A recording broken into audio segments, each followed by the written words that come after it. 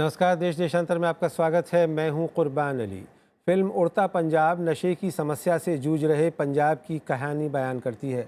Sensor board ने film निर्माताओं से न केवल इसके नाम से पंजाब हटाने बल्कि इसकी कहानी से भी पंजाब के शहरों का नाम हटाने के लिए कहा है। इसे कई लोगों ने सेंसर बोर्ड का राजनीति से प्रेरित कदम बताया है। विवादों में घिरी फिल्म उड़ता पंजाब के सह निर्माता अनुराग कश्यप का कहना है कि वो पहले भी केंद्रीय फिल्म सेंसर बोर्ड के कामकाज के अलोकतांत्रिक तरीकों का विरोध कर चुके हैं और इस बार भी वो सेंसर बोर्ड से जंग लड़ने के लिए तैयार हैं। इससे पहले सेंसर बोर्ड के प्रमुख पहलाज निहलानी ने फिल्म में पंजाब के संदर्भ को लेकर कई एतराज़ किए थे और कहा था कि अनुराग कश्यप ने ये फिल्म आम आदमी पार्टी के पैसे से बनाई है, जिस पर अनुराग कश्यप ने उन्हें सत्ताधारी पार्टी का आदमी बताया था। हालांकि अनुराग ने कहा है कि उनका राजनीति से कोई लेना देना नहीं है और ये उनकी अपनी लड़ाई है। कई लोगों का मानना है कि पंजाब की करीब 3 करोड़ आबादी में से 70% से ज़्यादा नशे में डूबी हुई है और इस फिल्म में इस समस्या को काफ़ी बेहतर ढंग से दिखाया गया है। देश देशांतर में यही विषय है आज हमारी चर्चा का, जिसमें हम जानने की कोशिश करेंगे कि क्या मौजूदा दौर में सेंसर बोर्ड की कोई ज़रूरत भी रह जाती है और क्या सेंसरशिप बीते ज़माने की बात होकर नहीं रह जानी चाहिए। इस चर्चा में मेरे साथ हैं फिल्म सेंसर बोर्ड की पूर्व सदस्य professor Ira Bhaskar, Federation of Film Society of India के अध्यक्ष गौतम कौल, फिल्म समीक्षक प्रदीप सरदाना और आम आदमी पार्टी के प्रवक्ता विवेक यादव। आप सभी का स्वागत है। प्रोफेसर इरा, सबसे पहले मैं आपसे शुरुआत करना चाहूँगा। आप सेंसर बोर्ड की मेंबर भी रही हैं। ये जो अब आरोप प्रत्यारोप या कहूँ तू मैं हो रही है, पहलाज निहलानी साहब का बयान आया है कि मैं प्रधानमंत्री का चमचा हूँ, ये कहते हुए मुझे फ़ख्र है। दूसरी तरफ उनके ऊपर राजनीति करने के आरोप लगाए जा रहे हैं। कहा जा रहा है कि साहब पिछले 2 साल में उन्होंने एक पार्टी के स्पोक्समैन की तरह से बिहेव किया। क्या कहेंगी आप ये उड़ता पंजाब को लेकर के जो पूरा विवाद हुआ है?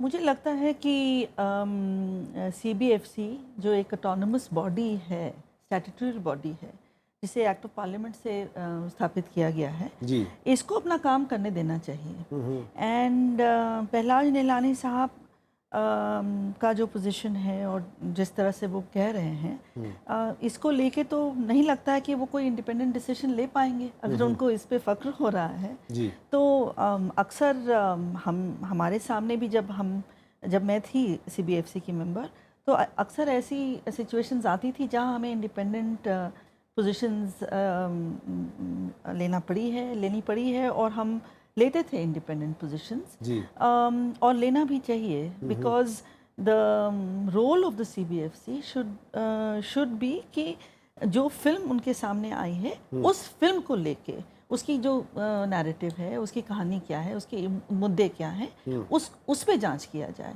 उसमें पॉलिटिक्स क्यों आ रही है और इतनी आ रही है, इतना ज़्यादा ये हो रहा है लास्ट 2-3 साल में, बहुत ही ज़्यादा हो रहा है। विश्वरूपम पहले एक फिल्म कमल हासन की थी जो कि पहले गवर्नमेंट के टाइम में थी। एमएसजी को लेके कुछ ऐसा ही मामला हुआ था, जो अभी पंजाब को भी लेके वो था, पंजाब हरियाणा को लेके। So I think this is terrible. I mean film तो पॉपुलर आर्ट है और इसमें फिल्म मेकर्स जो हैं, और ये फिल्म तो serious, I haven't seen it, लेकिन ये फिल्म सीरियस इशू को लेके बनी है और इसलिए इस फिल्म को अपने इश्यूज़ पे जांचना चाहिए। ठीक। गौतम कौल साहब, वैसे तो आप पुलिस अफसर रहे हैं लेकिन फिल्मों से भी आपका बड़ा ताल्लुक़ है और अभी भी आप federation of Film Society of India के अध्यक्ष हैं और काफ़ी फिल्में रिव्यू भी करते हैं। ये जो उड़ता पंजाब फिल्म को लेकर के विवाद है, इसे आप किस रूप में देखते हैं? ये बहुत अफसोस की बात है कि जिस तरह से ये हालात जो हैं ये बिगड़ते जा रहे हैं, इस पिक्चर को लेके समझ में नहीं आता कि इसका समाधान क्या होगा, क्योंकि ये पहली बार नहीं है कि जो सेंसर बोर्ड है ये विवादों के अंदर फंसा हुआ है। तरह तरह के फिल्मों के साथ ये उलझे रहते हैं और पिछले सालों में भी अगर आप बहुत दूर भी चले जाएंगे तो आप देखेंगे कि ड्रग्स के ऊपर भी जब ड्रग्स को जो है कहना चाहिए ये कहा गया कि ये ख़राब हैं। आप याद करेंगे एक फिल्म थी हरे राम हरे कृष्णा जी, ये देवानंद की बनाई हुई थी। अब उसमें कुछ ख़ास नहीं था, फिर भी उसके अंदर ये विवाद आ गया कि साहब ये जो ड्रग का जो इशू है उसको ठीक तरह से वहाँ दिखाया नहीं जा रहा है। शराब पे तो खैर और भी बातें आ गई हैं, और यही नहीं कि हिंदी सिनेमा में बट जो प्रांतीय सिनेमा हैं उनमें भी ये जो समस्याएं हैं इन पे रोशनी डाली गई है और वहाँ ये विवाद नहीं आ रहा, पर ये यहाँ आ रहा है इस समय। जो फिल्म है उड़ता पंजाब, इसमें ये जो है विवाद उठा लिया है, ये इस तरह से अब ये एक कहना चाहिए एक राष्ट्रीय स्तर पे ये जो है ये मुसीबत सिर पे आ गई है। और प्रहलाद निरानी जी जो हैं ये मुंह फट हैं और इन्होंने जिस तरह से अपने आप को प्रदर्शित किया है ये एक अफसोस की बात है। इसका अब ये क्या समाधान होगा, एक ये भी देखने वाली बात है। चलिए समाधान पे हम आएंगे बाद में, लेकिन पहले जो विवाद है उस पर बात कर लें। विवेक यादव साहब हैं हमारे साथ, आम आदमी पार्टी के प्रवक्ता हैं। विवेक जी, ये झगड़ा था अनुराग कश्यप और प्रहलाद निहलानी के बीच और इसमें आम आदमी पार्टी भी आ गई, तो क्या आप लोग इसको लेकर के कुछ राजनीति करने का भी मकसद रखते हैं? नहीं, बिल्कुल। आप देखिए कि इसमें राजनीति हम लोग नहीं कर रहे हैं, राजनीति पूरी तरह से केंद्र सरकार की तरफ से की जा रही है। पंजाब में ड्रग एक बड़ा मुद्दा है, वहाँ की एक बड़ी समस्या है, वहाँ का नौजवान तबाह हो रहा है, इससे इनकार नहीं किया जा सकता। इसको हम लोग पहले से भी उठाते रहे हैं और चुनाव के वक्त भी हम लोग इस मुद्दे पे बात करेंगे और रखेंगे। इस बीच में एक फिल्म आई और इस फिल्म के ऊपर तमाम बवाल मचा देना मुझे लगता है विशुद्ध राजनीति है। आज अगर पंजाब का चुनाव नहीं होता तो शायद इतना बखेड़ा खड़ा नहीं होता। और सेंसर बोर्ड की अगर आप बात करें तो मुझे लगता है कि पूरी तरह से ये केंद्र सरकार के अधीन है और वो उनके इशारे पे काम कर रहे हैं। जैसे प्रहलाद निहलानी जी ने भी अभी साफ साफ कहा कि मुझे फ़ख्र है ये कहने में कि मैं मोदी जी का चमचा हूँ या उनको मैं अपना सब कुछ मानता हूँ। क्या साबित करना चाहते हैं वो? शायद नंबर गेम है, नंबर बढ़ा रहे हैं मोदी जी की नज़रों में और वो कुछ और चाहते होंगे। तो ये तो सारा का सारा आप कह सकते हैं खालिश राजनीति है, मैं इससे इनकार नहीं करता, लेकिन ये राजनीति पूरी तरह से केंद्र के द्वारा की जा रही है, केंद्र सरकार और अनुराग कश्यप का यानी आम आदमी पार्टी का कोई संबंध है?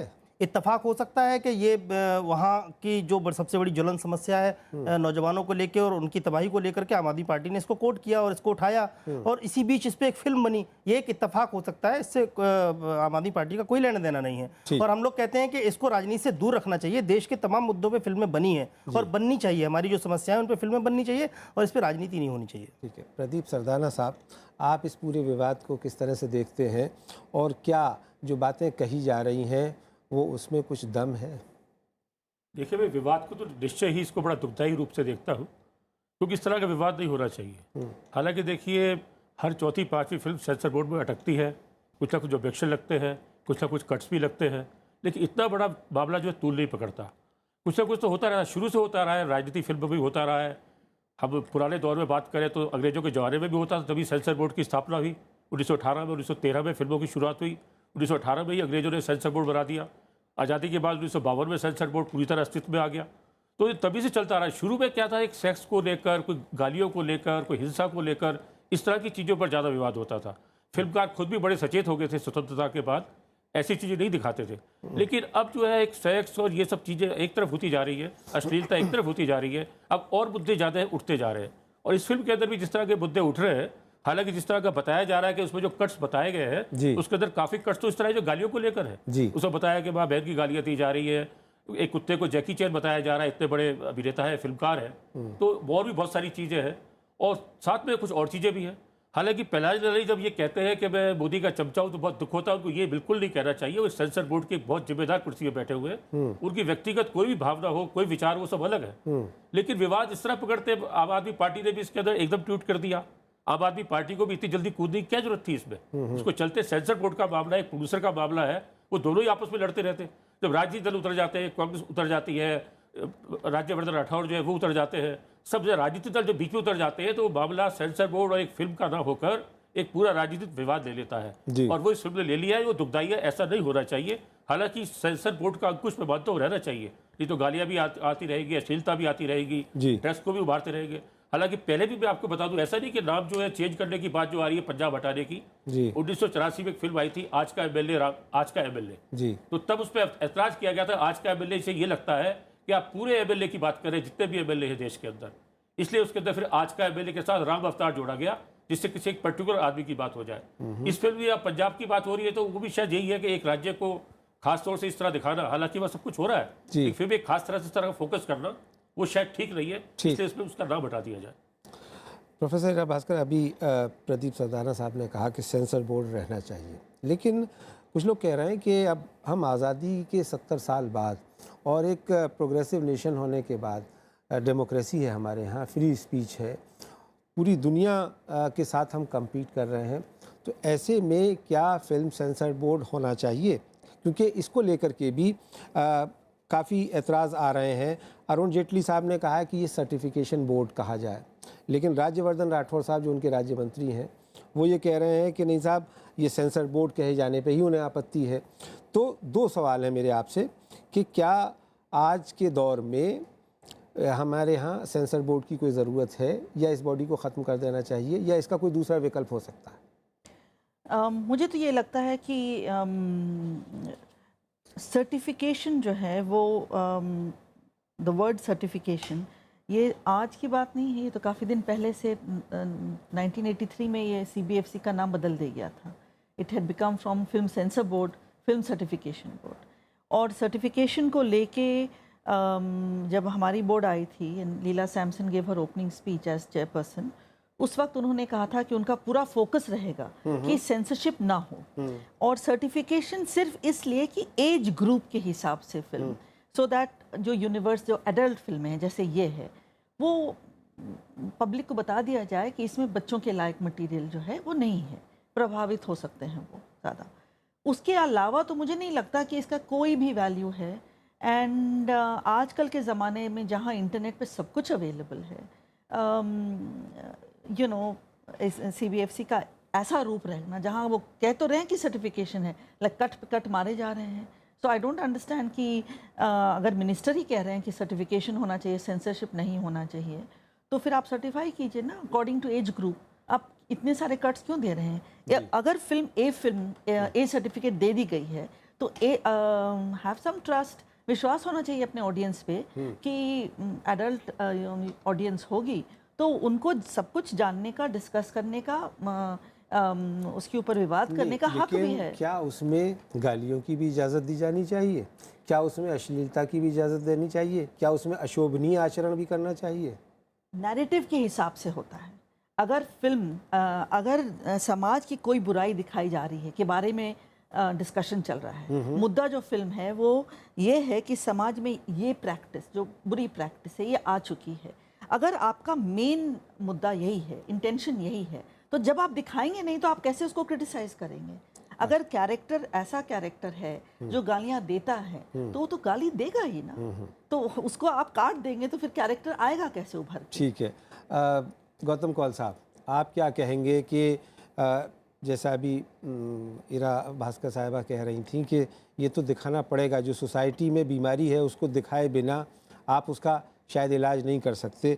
तो मेरा सवाल फिर आपसे वही है कि क्या आज भी आप सेंसर बोर्ड की ज़रूरत समझते हैं? क्योंकि एक हमने देखा है इमरजेंसी का दौर, जब एक फ़िल्म बनी थी किस्सा कुर्सी का, और वो उस वक्त की जो डिस्पेंसेशन था, सरकार थी, उसको पसंद नहीं आया था, उसका प्रिंट तक जलवा दिया गया। और हम अपने आप को बहुत ही लोकतांत्रिक रूप से मैच्योर देश भी कहते हैं, तो क्या वाकई ज़रूरत है? क्योंकि मैं बहुत सालों से सिनेमा से जुड़ा रहा हूँ जी, मेरा ये ख्याल है कि हिंदुस्तान में सेंसरशिप जो है उसकी अपनी जगह है। ये पूरी छुट्टी लगाम जो है हमारे मीडिया को नहीं दी जा सकती, क्योंकि मीडिया अभी तक रिस्पॉन्सिबल इतना नहीं हुआ है, मीडिया इतना इंडिपेंडेंट नहीं है कि उसके साथ पूरा जो है विश्वास रखा जाए। तो सेंसर बोर्ड का होना जो है, चाहे वो किसी रूप में हो, मैं समझता हूँ वो अनिवार्य है। पर ये यहाँ तो हालत इतनी बुरी हो गई है कि जो भारत सरकार ने और जो हमारे जो देश के जो कोर्ट्स हैं उनके जो आदेश दिए हुए हैं वो सब जो हैं वो अलग ताकचे पर रख दिए गए हैं। एक गाइडलाइन जो हैं वो जो हैं सरकार ने बोर्ड को इशू की थी, और वो गाइडलाइन आज जो है आज के हालात में वो उसको कोई याद ही नहीं करता है। और वो अगर गाइडलाइंस जो हैं उसको देखते हुए अगर फिल्में जो हैं वो उनको एग्जामिन किया जाए तो मेरे ख्याल से इस तरह की समस्या नहीं होंगी।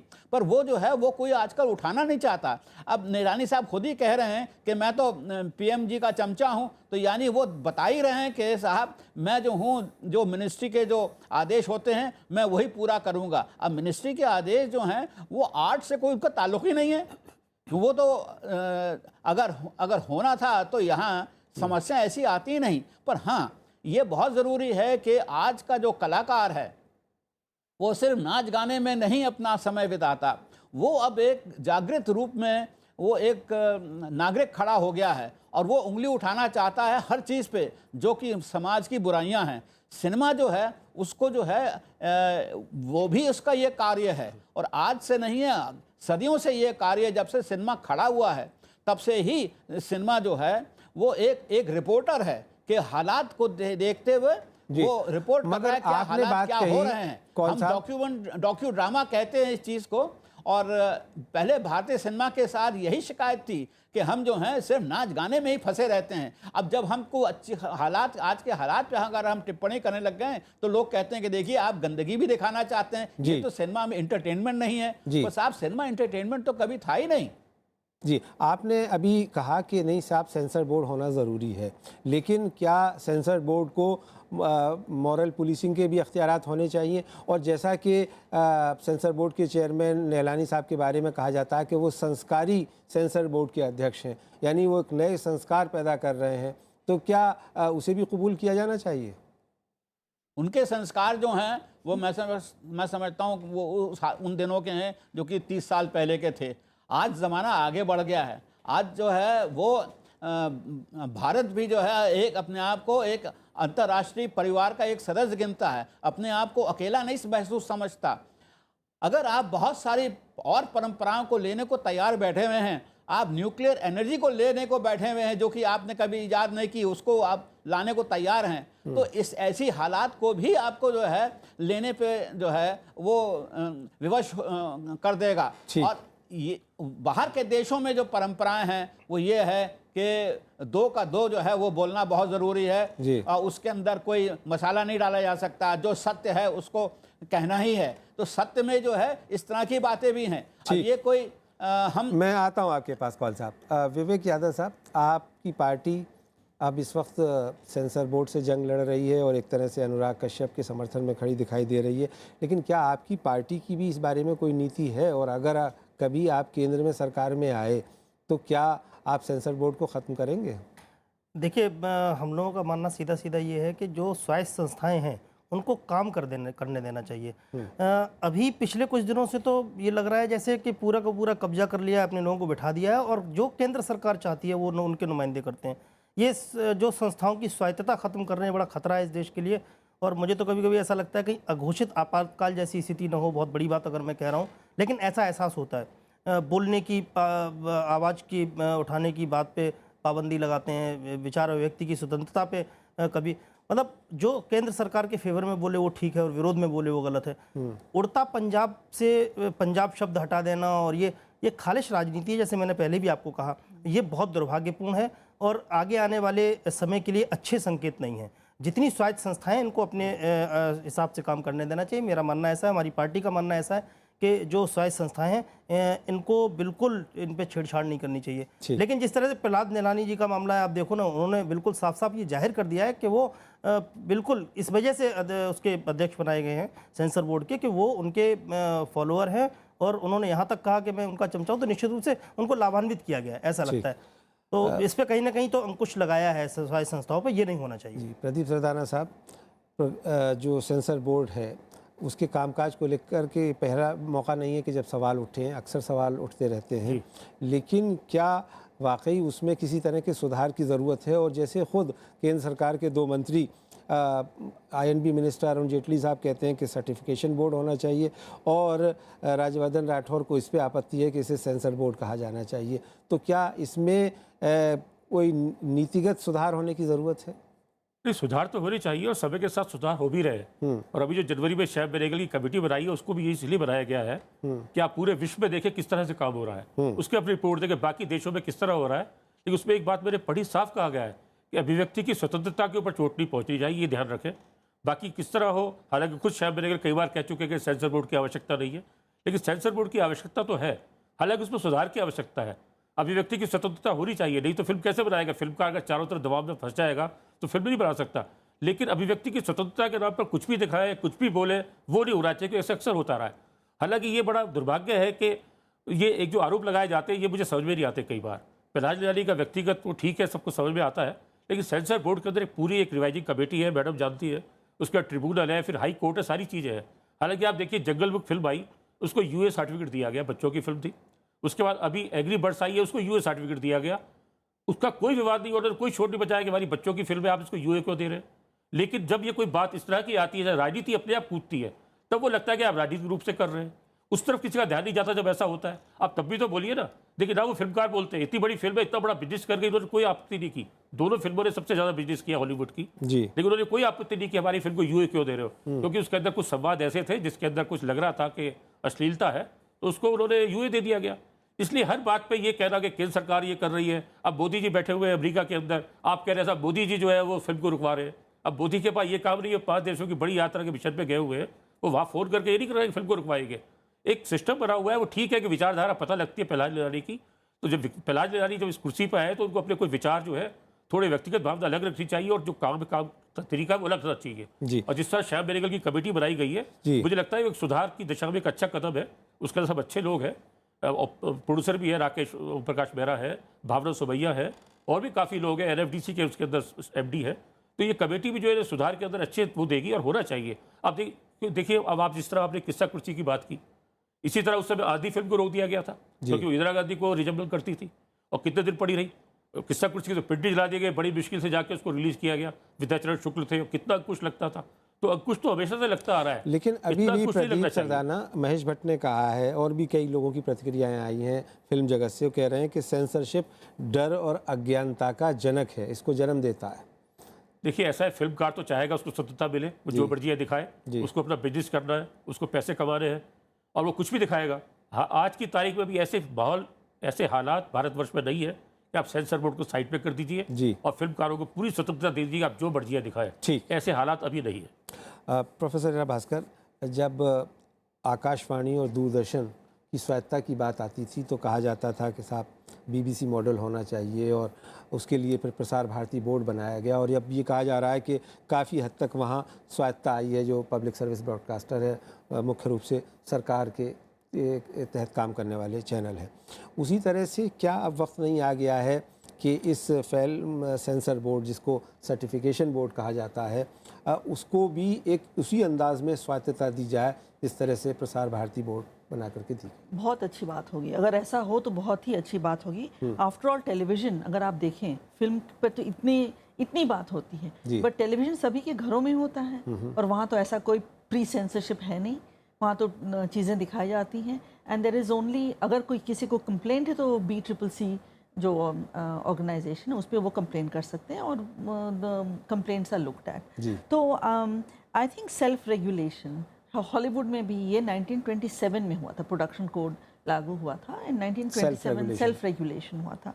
अगर ऐसा किया जाए तो आई थिंक फिल्म इंडस्ट्री में बहुत रिस्पॉन्सिबल लोग हैं, वो भी नहीं चाहेंगे कि उनके गवर्नमेंट के साथ उनका एक कॉन्फ्रंटेशन हो। आई थिंक कि अगर कंटेंट के बच्चों के हिसाब से कि जो कंटेंट बच्चों के लायक नहीं है, उस पर फिल्म इंडस्ट्री खुद भी कह सकती है कि हमें ये चाहिए। Television industry does it already, तो उनकी उस मॉडल पे, और जैसे कि British film and television guild है, उनका भी है। तो अगर ऐसा किया जाए तो अच्छी बात होगी, लेकिन यही मेन इशू है। It's not just this government, no government should interfere. अगर वो बीच में बोलने लगे और इंस्ट्रक्शंस देने लगे और मिनिस्ट्री के जितने ब्यूरोक्रेट्स हैं वो करने लगे, तब प्रॉब्लम आती है। नहीं तो एक्चुअली जो बोर्ड है, और ये जो कहा जा रहा है बेनेगल जी की जो कमेटी है, सारे जो सुझाव हैं अगर आप देखें तो मुकुल मुदगल कमेटी को सारे सुझाव दिए गए हैं, उनका रिपोर्ट भी पब्लिकली अवेलेबल है। गौतम कौल साहब, उस पे होना चाहिए, एक्शन लेना चाहिए। गौतम कौल साहब, हम इस चर्चा के बिल्कुल अंतिम चरण में हैं। आपसे बहुत संक्षेप में आखिरी टिप्पणी कि क्या कोई स्वायत्त शासी संस्था बननी चाहिए, इस फिल्म सेंसर बोर्ड, जिसके तहत गठित किया जाए और काम करे? देखिए, जो इस वक्त श्याम बेनेगल कमेटी ने अपने जो दिए हैं रिकमेंडेशन दिए हैं, एक तो मैं समझता हूं कि शायद उसमें बहुत आपत्ति आएगी इस वक्त मिनिस्ट्री में कि उसको अपनाया जाए, क्योंकि वहाँ उन्होंने भी एक ये स्टैंड ले लिया है कि ये इस तरह से सिर्फ सर्टिफिकेट इशू होना चाहिए। पर ये चीज़ें जो हैं ये पहले भी बाद में ये कही गई हैं और ये बात ये सब दोहराई जा रही हैं। अब एक बात ये आ जाती है कि क्या देश की जो आम जनता है जो पिक्चर देखती है, क्या उसका अपना दिमाग नहीं है कि ये जो है पिक्चर अच्छी है या पिक्चर नहीं अच्छी है, और क्या कानून जो है वो उसको भी हम अलग नज़रअंदाज कर देते हैं कि किसी को अगर शिकायत है किसी पिक्चर के एक पार्ट पे तो वो क्या कोर्ट में जाके बहस नहीं कर सकता। मैं देखता हूँ कि ये जो इस फिल्म है ये अगर पंजाब में कहीं अगर दिखाई जाएगी, अगर खुलेआम दिखा दी जाएगी तो पंजाब सरकार जो है इसको फ़ौरन बैन कर देगी, चाहे वो 2 महीने के लिए करे, चाहे वो उसको साल भर के लिए कर दे। आखिर एक फिल्म और भी थी साडा हक करके, उसको भी तो उन्होंने बैन किया था, पर बाद में वो साडा हक जो थी सारे देश में बैन नहीं हुई थी, वो सिर्फ पंजाब, हरियाणा और दिल्ली के अंदर बैन की गई थी 2 महीने के लिए। उसका कोई भी असर नहीं हुआ, वो पिक्चर नहीं दिखाई गई, वो पिक्चर गायब हो गई।